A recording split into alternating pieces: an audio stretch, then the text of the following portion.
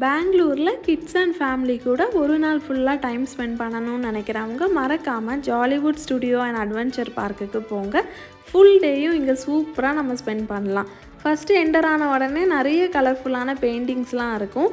அதுக்கப்புறமா நாங்கள் கன் ஷாட் அதை மாதிரி கொஞ்சம் கேம்ஸ்லாம் விளையாடினதுக்கப்புறமா 5D ஷோ பார்த்துட்டு இந்த மிரர் மேஸுக்கு தான் வந்திருந்தோம். இதில் வெளியில் வரக்கூடிய வழி கண்டுபிடிக்கிறதே ரொம்ப ஃபன்னாக இருக்கும்.